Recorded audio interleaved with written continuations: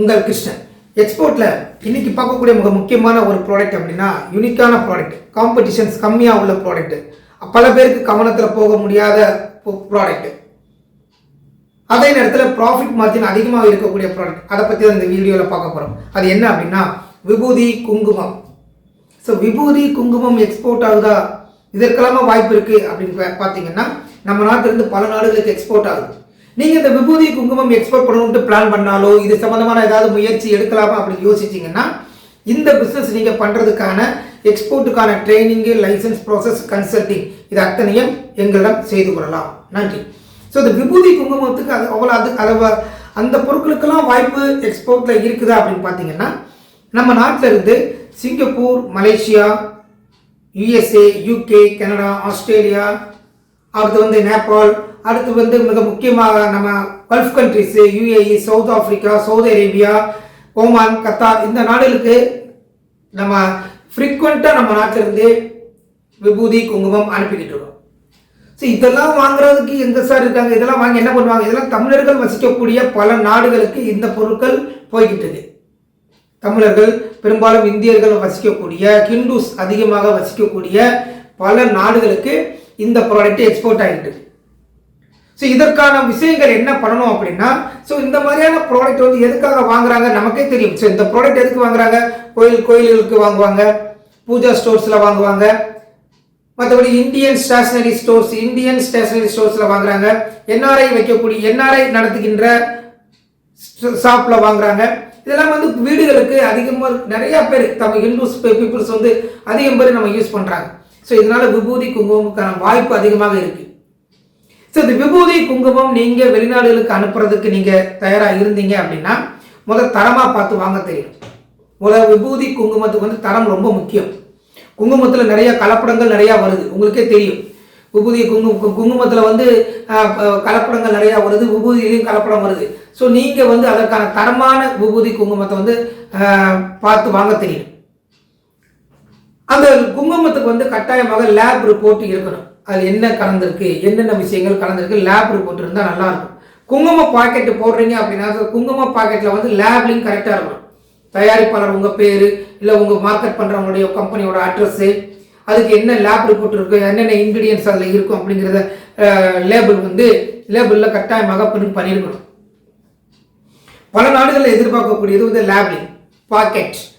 நீங்கள் விபூதி குங்குமத்தை ஒரு ஷேஷெட்டில் போடலாம், ஒரு டப்பா, ஒரு பிளாஸ்டிக் கண்டெய்னரில் போடலாம், இல்லை அதுக்குன்னு என்னென்ன உங்களுடைய பேக்கேஜிங் மெட்டீரியலில் என்னென்ன ஒரு இன்னோவேட்டிவாக பண்ண முடியுமோ அவ்வளோ விஷயங்களும் அந்த பேக்கேஜிங்கில் பண்ணலாம்.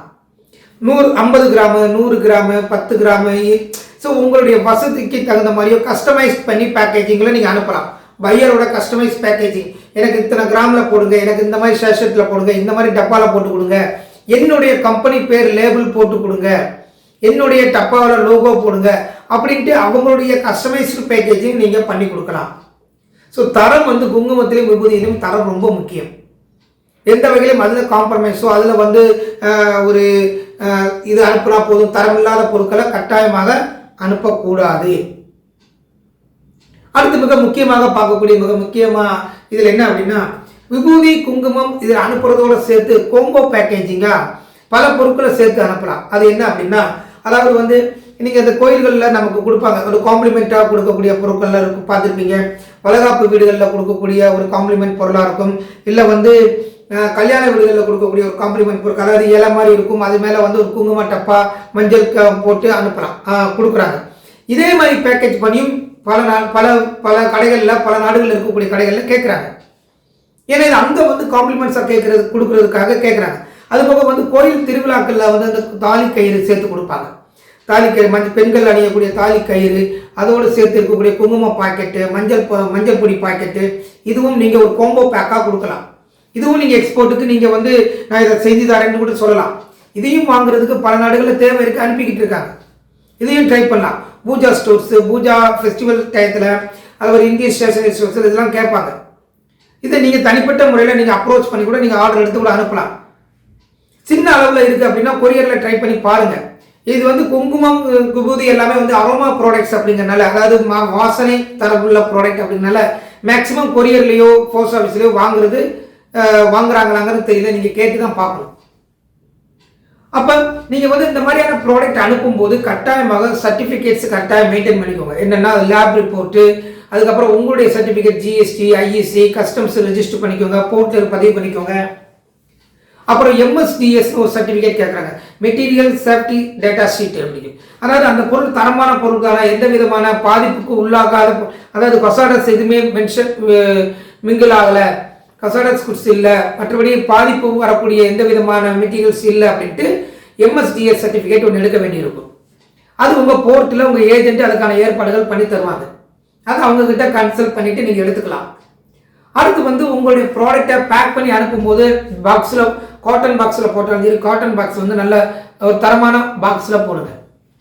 குங்குமம் அனுப்புறீங்கன்னா, பாக்கெட் போடுறீங்கன்னா, பாக்கெட் எந்த விதமான சீலிங்கும் பிரியாத அளவுக்கு இருக்கணும். ஷேஷெட்டில் போடுற மாதிரி இருந்தால், இல்லை நீங்கள் எந்த மாதிரியான கண்டெய்னரில் போடுறீங்களோ அந்த கண்டெய்னர்ஸ் வந்து கரெக்டான முறையில் லேபிளிங்கோட இருக்கிற மாதிரி பார்த்துக்கோங்க. விபூதி அதே மாதிரி தான். விபூதிக்கும் தரமான பேக்கேஜிங் ரொம்ப முக்கியம். ஸோ இந்த விபூதி, குங்குமம், அதுக்கப்புறம் உங்களுடைய சூடம், அந்த மாதிரி பச்சை கற்பூரம் இது அனுப்பலாம். பச்சை கற்பூரத்துக்கும் அதுக்கான லேப் ரிப்போர்ட் கேட்பாங்க. ஸோ நீங்கள் ட்ரை பண்ணலாம்.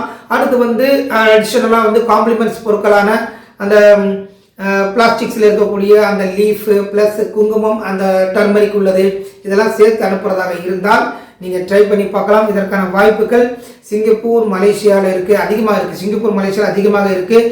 மற்றும் UAE, அந்த கல்ஃப் கண்ட்ரீஸில் இருக்கக்கூடிய தமிழர்கள், ஹிந்துஸ் இருக்கக்கூடிய அத்தனை நாடுகள்லையுமே வாய்ப்பு இருக்குது. USA, கனடா, UK, ஆஸ்திரேலியா, இந்த நாடுகளையும் ட்ரை பண்ணி பார்க்கலாம். அடுத்து வந்து உங்களுடைய பேக்கேஜிங் வந்து பர்ஃபெக்டாக இருந்துச்சு அப்படின்னா இதற்கான வாய்ப்பு நீங்கள் எளிதில் எடுத்துக்க முடியும். ஸோ இதுக்கு தேவையானது GST, IEC, அப்புறம் வந்து கஸ்டம்ஸ் ரெஜிஸ்ட்ரேஷன் போட்டு பண்ணிக்கோங்க. ஸோ இதை தரமான முறையில் பண்ணிங்கன்னா இதற்கான வாய்ப்புகள் மாதந்தோறும் இருக்கலாம், இல்லை வாரந்தோறும் இருக்கலாம், இல்லை ஃபெஸ்டிவல் சீசனில் இருக்கலாம். இதெல்லாம் கொஞ்சம் ட்ரை பண்ணி பாருங்கள். நன்றி, வணக்கம்.